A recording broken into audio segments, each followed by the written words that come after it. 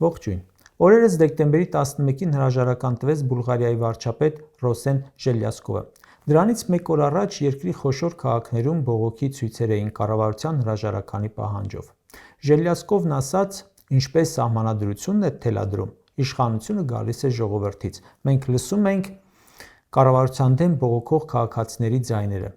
Իսկ ինչու էր բողոքի ցույց անում ժողովուրդը։ Ընդամենը դեմ էր 26 թվականի բյուջեի նախագծին ու պահանջում էր արտահերթ խորհրդարանական ընտրություններ։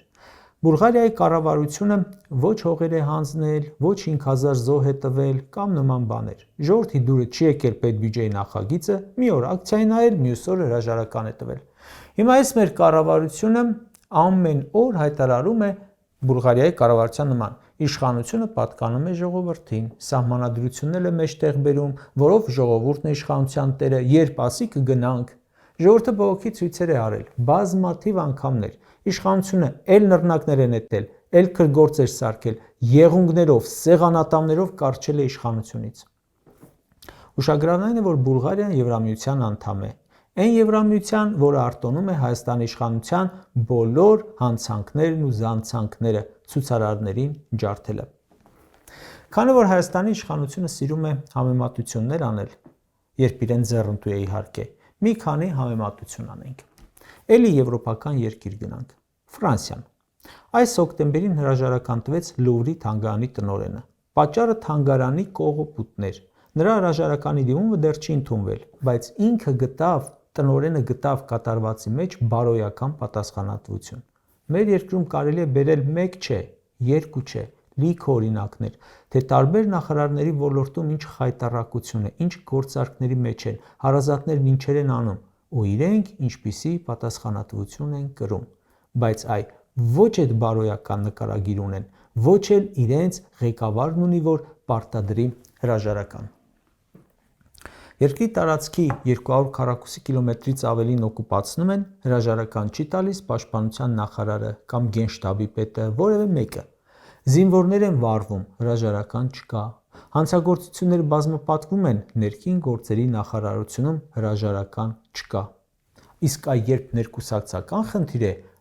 այդ ժամանակ նոր միայն կա SMS ու հրաժարական, դե կուսակցությունը երկրից կարևոր է։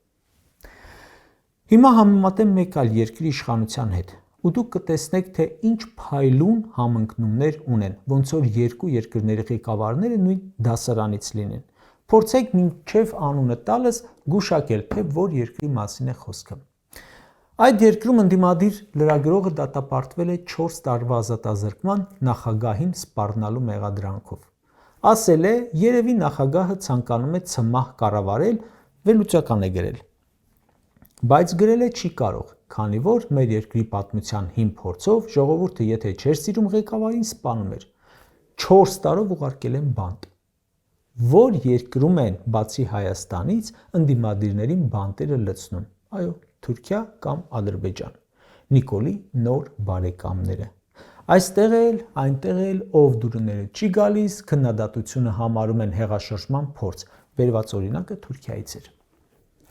Մի համեմատություն էլ անեմ Նիկոլի սրտի երկրի հետ։ Այս տարվա սկզբին Թուրքիայի մայրաքաղաքում նստացույց արեցին ընդդիմադիր քաղաքապետեր ու падգամավորներ։ Պատճառն այն էր, որ թիմ ընտրություններում հաղթած ընդդիմադիր համայնքապետերին Էրդողանը պաշտոնանկ է արել, նրանցից 11-ին կալանավորել։ Ինչ է լինում Հայաստանում ընդդիմադիր համայնքապետ ընտրվածների հետ։ Կամ չեղարկում են արդյունքները, կամ կալանավորում են, կամ սպանում են։ Ասեք, որ շատ լավ փորձի փոխանակում է։ Մի տարբերությամբ Անկարայում գոնե թողել են նստածույց անել։ Գյումրիում մենք տեսանք, թե ինչպես Վարդան Ղուկասյանին տանելու ժամանակ բողոքի ակցիա անողների վրա քրգործեր հարուցեցին, կալանավորվածներ կան մինչև այսօր։ Քանի որ վերևում խոսեցինք արդարադատությունից, դատարաններից, մի օրինակ էլ ուզում եմ բերել Հայաստանի նոր ռազմավարական գործընկեր ԱՄՆ-ից։ Եթե չեք մոռացել, մենք ռազմավարական դաշնակիցներ ենք, բայց դե ոչ թե Թրամփի կառավարության հետ, այլ Բայդենի։ Ինչ է տեղի ունեցել ԱՄՆ-ում։ Իլինոյիս նահանգային շրջանի դատավորը այս տարվա հոկտեմբերին արգելեց նախագահ Դոնալդ Թրամփին ներգրավել ազգային գվարդիան Չիկագոյի անկարգությունների դեմ պայքարում։ Ավելին ասեմ, Ամերիկայի Միացյալ Նահանգների տարբեր դատարաններ արգելափակեցին Միացյալ Նահանգների նախագահի այդ որոշումը։ Հələ մի պահ պատկերացրեք, թե ինչ կլինի Հայաստանում այն դատավորի հետ, որը արգելափակելի Նիկոլի որոշումները, անօրինական որոշումները, առավել ևս անհեթեթ որոշումները, ամենաքիչը SMS-ով աշխատող BDԽ-ն դատավորի լիազորությունները կդադարեցնի։ Համեմատություն սիրող Հայաստանի իշխանությանը բերեմ օրինակ Չինաստանից։ Այդ երկրում 34 միլիոն դոլար յուրացնելու համար Պաշտոնյան դատապարտվեց մահապատժի։ Հիմնականում օգնել էր անհատներին եւ ընկերություններին գնումներում շահել, հող գնել, բիզնես վարել, ազատվել հարկերից, այսինքն սովորական բան Հայաստանի համար։ Բայց արի ու տես, որ Չինաստանի նախագահը ասաց, չէ, չի լինի, մենք զրո հանդուրժողականություն ենք որդեգրել կոռուպցիայի հետ։ Մի այդքան էլ Հայաստանի կառավարությունն է հայտարարել անհանդուրժողականություն կոռուպցիայի հետ, բայց Չինաստանի այդ պաշտոնյայի մսխած գումարի կրկնակին մեզ մոտ մսխվեց մենակ անիվ հիմնադրամով։ Մահապատիժ, ինչ եք ասում, մեղադրյալ անգամ չկա։ Տեսնես բարեկամ, Չինաստանը տեղյակ է, որ նման գործերով մեզ մոտ մեղադրյալներ սովորաբար չեն լինում, եթե մանավանդ տակը կա ՔՊԱ-կան։ Մի օրինակ էլ բերենք մեր հարևան բարեկամ Իրանից։ Այս տարվա ապրիլին շատ հետաքրքիր բան տեղի ունեցավ։ Իրանի նախագահը պաշտոնանկարեց փոխնախագահին Նովրուզի ժամանակ կատարած շռայլ անձնական ճամփորդության համար։ Պետբյուջե հաշվին չէր եղել։ Ուղղակի նախագահը ասաց, այն տնտեսական դժվարությունները, որի մեջ ապրում է հանրությունը, պաշտոնյաների շռայլ ճամփորդությունները, նույնիսկ եթե դրանք հոգացել են անձնական եկամտով, արդարացված չեն։ Շատ ուշագրավ լուր է սա Հայաստանի տուրիստ պաշտոնյաների համար, որոնք աղքատության բարձր մակարդակ ունեցող մեր երկրից գործուղման են գնում ոչ միայն խմբով, ոչ միայն պետբյուջեի հաշվին, ոչ միայն շքեղ հյուրանոցներում, այլև արտաքին պարտքով։ Երկու շատ համեմատելի օրինակներ ռուսական փորձից։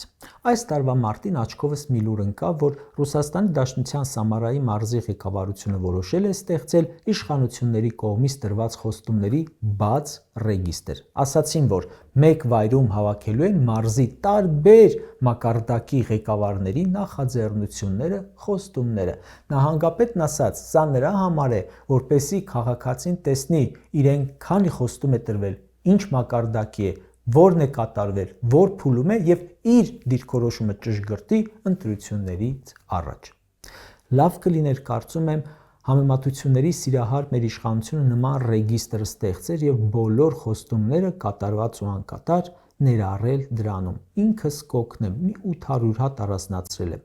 Այդքան բան, որ խոստացել են ու չեն արել, անգամ արհեստական բանականությունը չի կարող թվարկել։ Ռուսաստանի Դաշնությունից մեկ այլ օրինակ էլ կա, որը ևս մեր իշխանության համար կարող է շատ ուսանելի լինել։ Հոկտեմբերի 24-ին ճեպազրույցի ժամանակ Ռուսաստանի Դաշնության նախագահ Վլադիմիր Պուտինին հարց տվեցին Ամերիկայի Միացյալ Նահանգների սահմանած նոր պատժամիջոցների մասին, թե ինչպես կարձագանքեք։ Հիշում եք, Թրամփը խոստանում էր ընտրվելու դեպքում ռուս-ուկրաինական հակամարտությունը լուծել մեկ շաբաթում, մեկ օրում, մի ժամում, չեմ էլ հիշում արդեն։ Երբ չկարողացավ խոստումը կատարել, ասաց, որ երկու կողմից էլ խորը հիասթափված է, եւ Ռուսաստանի նկատմամբ կիրառեցին նոր պատժամիջոցների փաթեթ։ Ի պատասխան Վլադիմիր Պուտինն ասաց. Իրեն հարգող ոչ մի երկիր երբեք ճնշման տակ ոչինչ չի անում, իսկ ԱՄՆ-ի նոր պատժամիջոցները Ռուսաստանի վրա ճնշում գործադրելու փորձ են։ Այո, ասում է, վնասներ կկրենք, բայց ճնշման տակ ոչ մի քայլ։ Պատվի հարց է։ Ու երբ համեմատում ես Հայաստանի կառավարության հետ, տեսնում ես, հասկանում ես, թե ինչու է Ռուսաստանը հաղթում եւ ինչու ենք մենք պարտվել։ Մեզ մոտ ճնշման տակ, խոստումների տակ, պարտադրանքի տակ, կոմպրոմատների տակ մի ամբողջ կայացած պետություն հանձնեցին, մյուսն էլ հանձնելու ճանապարհին են։ Կարճ ասած, երբ համեմատում ես քաղաքակիրթ ու ոչ այնքան քաղաքակիրթ երկրների կառավարությունների պահվածքը ու Հայաստանի կառավարության պահվածքը համանման իրավիճակներում, հասկանում ես, թե մենք ինչու ենք այս օրին։ Ուղղակի նրանցից ոչ մեկը իրեն չի համարել ժողովրդավարության բաստիոն, ի տարբերություն մերոնց, եւ նրանցից ոչ մեկը չի ասել բոլորը պարտավոր են հաշվի նստել մեր երկրում տեղի ունեցած հեղափոխության հետ։ Այս իշխանությունը բոլոր առումներով գլոբուսից դուրս է։